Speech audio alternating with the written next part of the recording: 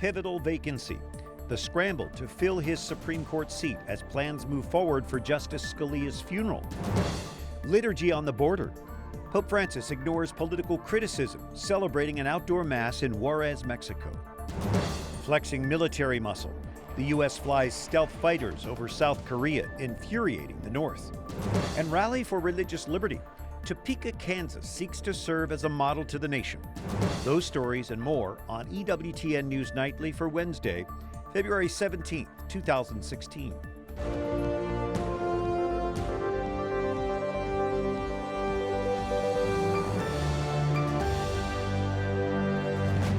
Good evening from Washington. Thank you for joining us tonight. I'm Brian Patrick. President Obama makes it clear he fully intends to nominate a new Supreme Court justice. Lauren Ashburn reports from the White House tonight. Brian, when Justice Scalia died Saturday, Republicans threatened not to vote on a Supreme Court nominee submitted by President Obama. Addressing the press, the president challenged Republicans to offer a plausible rationale. The president said the Constitution is pretty clear about what's supposed to happen next. He promises to do his job and wants Republicans to do theirs by accepting or rejecting his nominee. I'm going to present somebody who indisputably is qualified for the seat. Republican presidential candidates and Senate Republicans promise to block any nominee until a new president is in office. Our next president is going to choose not just a replacement for Justice Scalia, but at least 2 other Supreme Court justices possibly. We know this because at least 3 of the justices are near 80 years of age. Republican Senate Judiciary Committee Chairman Chuck Grassley told Radio Iowa he has not made up his mind about whether there will be confirmation hearings for any potential candidate. I would wait until the nominee is made before I would make any decisions. In other words, take it a step at a time. Democrats are defending the president's position. Hillary Clinton fired off at least 11 tweets, calling any threat to halt the process disgraceful. I intend to nominate somebody, to present them to the American people, to present them to the Senate. I expect them to hold hearings. I expect there to be a vote. When one reporter made an assumption the president would choose a moderate nominee, he said no. As for when to expect the president's nominee, he said in due time. Brian? Thank you, Lauren Ashburn at the White House. The president and the vice president will join in paying respects to Justice Scalia. Jason Calvi reports tonight from the U.S. Supreme Court. Brian, President Obama and wife Michelle will be here at the Supreme Court on Friday to pay their respects to Justice Antonin Scalia, who served here for 30 years. It's expected that current justices as well as former justices that are living will line the marble steps here as Justice Scalia's body is brought in for one final goodbye here at the court. Inside the courtroom, Justice Scalia's seat is already draped in black wool. It's a tradition that dates back at least to 1873. Now, you'll be able to visit Scalia's body here from 10:30 Friday morning until 8 at night. And one of those who will be here is John O'Quinn, who clerked for the justice. On a personal level, he cared deeply for his law clerks. He taught us about the importance of faith and family, and taught us the importance of striking a balance between your work, your profession, and your family. He was a great example, and I'd like to think that in everything that I do as a lawyer, he helped make me a little bit better. When you look at his reasoning and his intellect, coupled with his rhetorical flair, Justice Scalia will be one for the ages. 100 years from now, law students will still be reading the opinions of Justice Scalia. Justice Scalia's funeral mass will be on Saturday at North America's largest Catholic church, the National Shrine of the Immaculate Conception, where Americans will say goodbye to a giant of the bench. The funeral mass will be celebrated at the shrine Saturday morning at 11. Vice President Joseph Biden and wife Jill will be in attendance at the funeral mass on Saturday. We have more details which we'd like to share with you, but we're still waiting for the Supreme Court to make the official announcement. Here at the Supreme Court, Jason Calvi, EWTN News Nightly. Meanwhile, other stories our EWTN News Nightly team is covering in today's world. A cheering crowd greets Pope Francis near the U.S. border in Juarez, Mexico. The Pope celebrates Mass tonight on the Mexico side of the U.S. border. 200,000 are expected to attend there. Another 30,000 watching on television at the Sun Bowl in El Paso across the border. Of course, the Mass is broadcast worldwide here on EWTN. The Pope met today with inmates of a Juarez prison. He urged them to look to the future and believe that their lives can change. He wants them to use their experience to help end the cycle of violence tearing Mexico apart in recent years. EWTN News Nightly's Team Mexico, Mark Irons and Susie Pinto, are now positioned for the Pope's last Mass before he returns to Rome. Susie joining us now from Ciudad Juarez, and today's border Mass is one of the most anticipated events of the Pope's trip. Susie, you're right there. What's the mood? Brian, this is the moment that everyone has been waiting for. The Pope is going to celebrate this historic Mass at the U.S.-Mexico border, and people here in Juarez are ecstatic. They're thrilled to have the Pope here in their city. They're thrilled that he made the trip all the way to Juarez, which is a city that has seen great violence and crime in recent years. So a very joyful atmosphere right here near the Mass. The Pope is catching criticism from Donald Trump, who says, I think that he doesn't understand the problems our country has. I don't think he understands the danger of the open border that we have with Mexico. What's the Vatican's response today?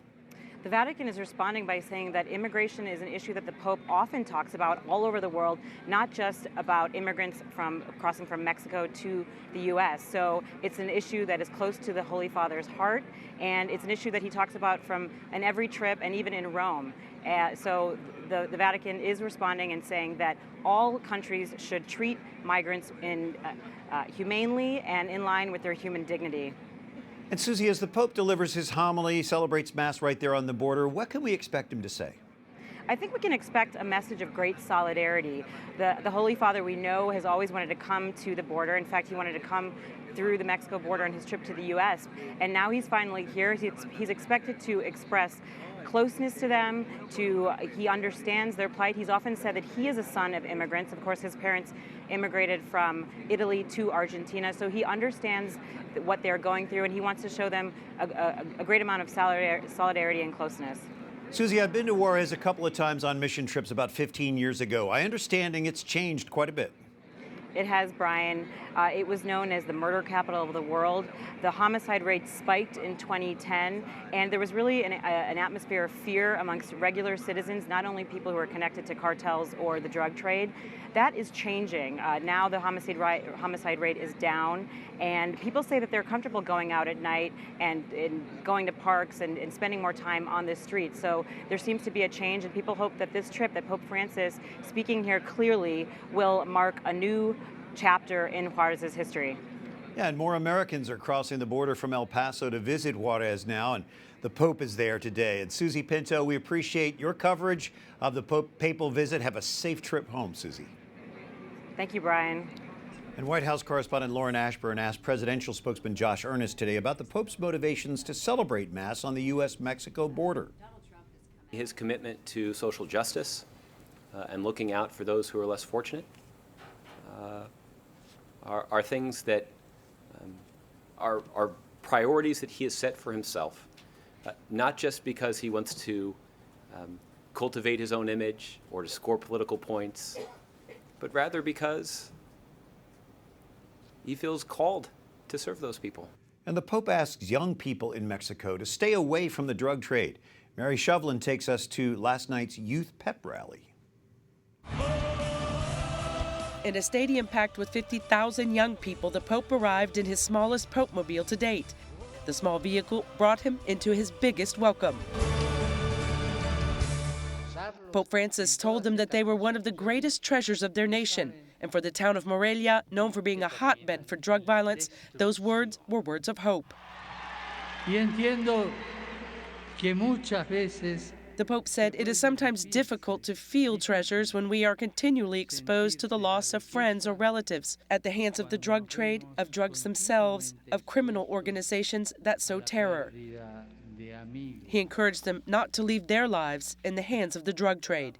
It is a lie, the Pope said, that the only way of living and being young is to leave your lives in the hands of the drug trade, or all of those who all they do is sow destruction and death. That is a lie, and we say it while holding Jesus' hands. The excitement of the young people, although understandable, almost became too much for Pope Francis. Some overly eager people tugged on his sleeve from behind a barrier and appeared to be on the verge of toppling him. And organizers immediately made announcements to try and calm the crowds. He blessed them, and thankfully, everything ended on a positive note. In Rome, Mary Shevlin, EWTN News Nightly.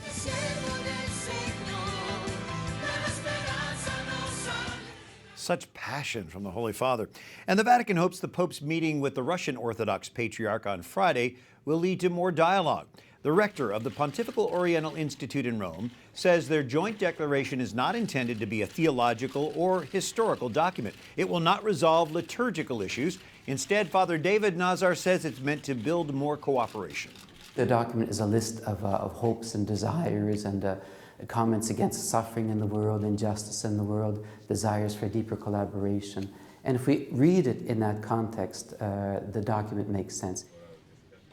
Nazar is cautiously optimistic the Roman Catholic Church and the Russian Orthodox Church can continue working together. Coming up, a southern state known for its gritty politics won't disappoint this election year. And later, the cry of Flint, Michigan residents over contaminated water grows louder than ever.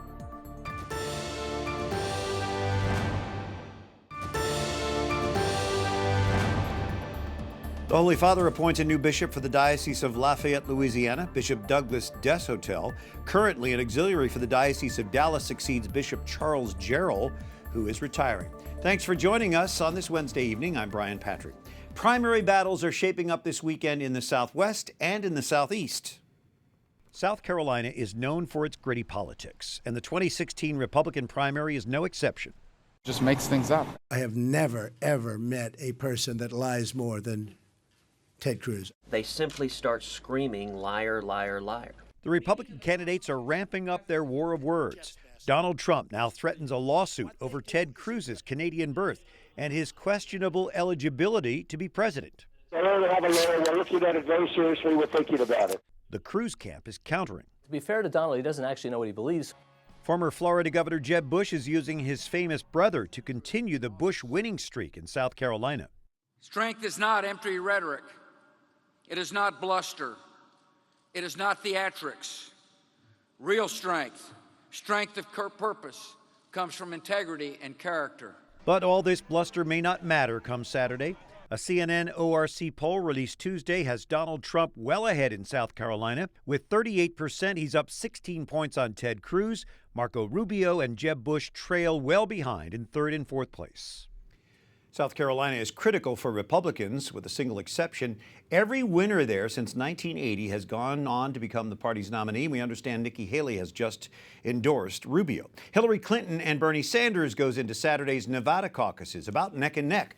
The latest CNN ORC poll shows 48% of Nevada Democrats supporting Clinton, 47% like Bernie Sanders. White and minority voters are about evenly divided between the two candidates. Justice Antonin Scalia was a solid conservative voice on the High Court. So how will abortion and religious freedom cases fare without him? Matt Bowman is senior counsel for Alliance Defending Freedom. Matt, you're a member of the ADF's Life Team. First, let's take a look at that challenge to the Texas law putting restrictions on abortion clinics. Without Scalia, where does that go at the High Court? Well, that's a case where the fundamental issue is whether women deserve to be able to feel safe when they go in for any kind of surgery. And abortionists, what they're trying to do in that case is say that they can operate without following the same safety rules that every other kind of doctor has to follow.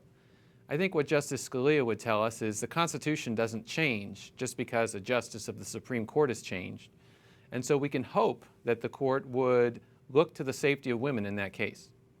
Well, he certainly was a strong voice on this side of that issue. Now you're looking at a potential tie in that case, as well as other cases. For instance, the HHS mandate challenge, the Little Sisters and the Poor and others, the Little Sisters of the Poor and others.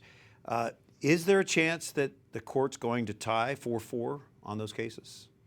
Again, the issue in those cases is whether you have a fundamental right to religious freedom, even though, and including when you're trying to serve your community, you're trying to engage in charitable works and educational works. At Alliance Defending Freedom, we represent 5 different evangelical colleges in the 7 different challenges that are involved in that case. And we're hoping that the justices will uphold religious freedom regardless of who happens to be on the bench. This isn't the first time that cases have been heard where there's a vacancy on the court. Is it fairly common for there to be 8 members on the Supreme Court ruling on significant issues? It does happen all the time. Sometimes justices have to recuse themselves because they hold certain stocks, or maybe as lawyers before they work there, they were involved in certain cases. That happened with Justice Kagan, who came from the Justice Department. In fact, Roe versus Wade, one of the most controversial cases in Supreme Court history, was a case that had to be heard a second time and sat on the docket for almost 3 years because of turnover on the court. So it is something that the court can handle in a procedural fashion. So if the court were to tie on some of these major issues that are coming up this spring, there's a chance that they would come back up again once there's 9 members. Is that right? That is a chance. I think it's probably more likely that Chief Justice Roberts, who's always tried to seek consensus resolution, would take a case that's going to lead to confusion or a tie and probably delay it. Like, as I said, Roe versus Wade had been delayed for a similar reason, and those kind of delays can happen because the court has dealt with vacancies all the time, and it can deal with these too. We saw President Obama talking about the type of nominee that he would like to put before the Senate. How can an Obama nominee change the balance of the court as we have known it?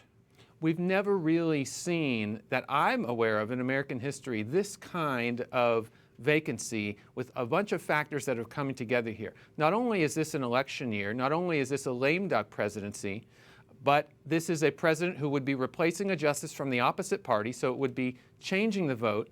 And that combination of factors, with the Senate being in the opposition party's hands, has led the Senate to say, look, we've got an election coming up, and this is not something that we're going to push on the courts that could change law for the next 30 years. Justice Scalia was the 5th vote in major cases. For example, in 2007, the partial birth abortion case. He was the 5th vote in that case. If his vote were to swing, all states and the federal government would be required to legalize partial birth abortion. We have some interesting months ahead. From the Alliance Defending Freedom, Matt Bowman. Thanks for joining us, Matt. Thank you.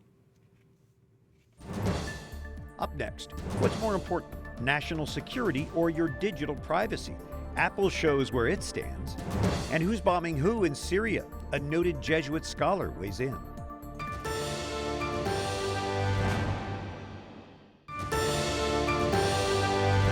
For the EWTN News Nightly team, I'm Brian Patrick. Thanks for joining us. Water is basic to life and to health.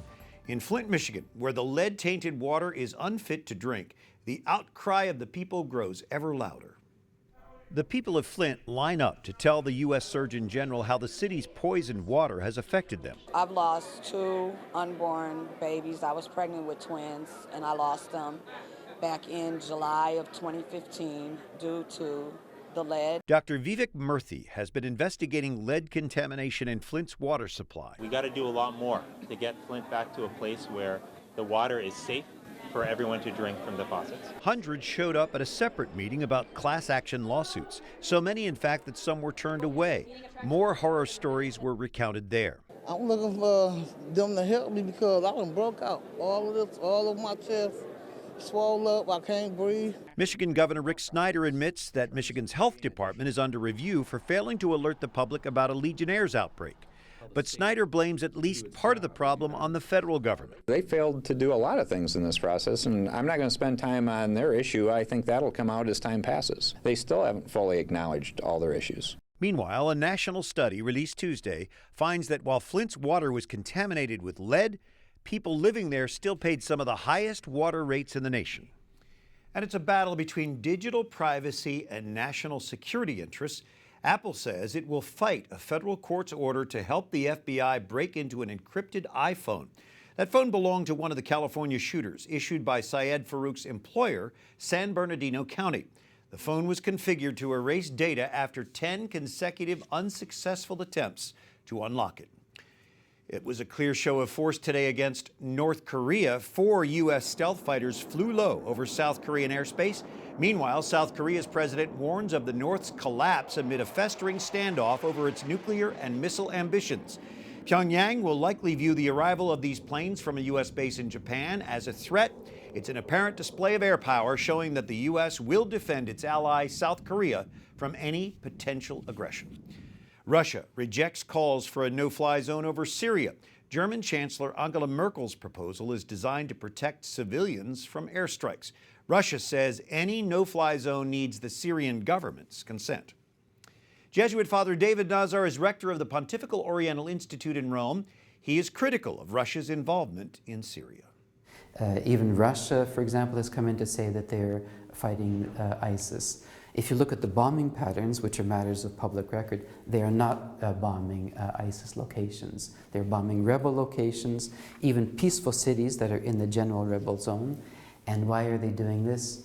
It's exacerbating a difficult situation already within Syria. The U.S., Russia, and other world powers agreed to a ceasefire in Syria so humanitarian aid can get through. It is not clear yet, though, if all the sides will actually honor that agreement. Well, the fight for religious freedom is front and center today in Topeka, Kansas. A rally led by the Kansas Catholic Conference brought about 1,000 supporters to the rotundle of Kansas Capitol. Governor Sam Brownback was among those who spoke. Many people in Kansas are strongly motivated to fight for their religious liberty. We had the biggest rally in the state capitol I've ever seen. They were passionate, they are focused on protecting religious liberty, and they will not go silently in the night. Dr. Ryan Anderson joining us by Skype from Topeka, Kansas. Ryan is with the DeVos Center for Religion and Civil Society at the Heritage Foundation. So why Kansas, and what implications does this rally have for the rest of the nation, Ryan?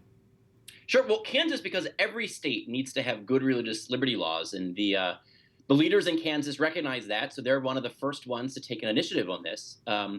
What implications does this have for the rest of the country is that we should all follow Kansas's lead. We need to make sure that our first freedom, religious freedom, is respected in law, protected in law, at the federal level, the state level, and the local level. All three levels of government needs to protect religious freedom. You will speak at today's rally. What's your main message? Well, the main message here is that this is a natural right that belongs to all Americans. This isn't just something particular for a certain type of Christian. Jews should be free in America to be Jewish. Muslims should be free in America to be Muslim. Christians free to be Christians. Catholics free to be Catholics. Mormons free to be Mormons. This is a natural human right. So even while we disagree about the nature of God, we should agree with one another that we have the right to worship God and to act in accordance with the truth about God as we understand it, not as the government understands it. There's so many cases that bring attention to this. One, the redefinition of marriage by the Supreme Court recently. But doesn't religious freedom go far beyond that particular issue? Oh, sure. It's not just the redefinition of marriage. Realize the Little Sisters of the Poor will be at the Supreme Court later this winter, early spring, suing the Obama administration because of the HHS mandate. Here you have a pro-life order of nuns who are being forced to pay for drugs and devices that would violate their beliefs about the sanctity of life and about the dignity of human conception. So it's not just the marriage part. It's also the life part. It's going to be the transmission of human life. And it goes beyond this as well. We've seen cases of Muslims not being allowed to grow beards in jail. Same things for Jews. Pharmacists, there will be another Supreme Court case this year, pro-life pharmacists being forced to dispense abortion-causing drugs. A whole host of issues, which is why we need a variety of laws to limit the government from being able to infringe upon our first freedom. And in this election year, this is really at the top of the list for a lot of people. Do you think that people in going to the polls will keep religious freedom at the top of their priorities? Especially after the passing of Justice Scalia, I think this issue takes on increased importance. Who is going to be nominating and confirming Justice Scalia's replacement? It shows you the importance of elections. It shows you the importance that we have people who respect the law, who respect the Constitution. All right, the Heritage Foundation's Ryan Anderson joining us from Topeka, where there's a rally for religious freedom today. Dr. Anderson, thank you. Thank you. That conversation a little earlier today. For our EWTN News Nightly team, I'm Brian Patrick. Thanks so much for joining us as we leave you revisiting this beautiful papal mass this week in Mexico. Good night. God bless you.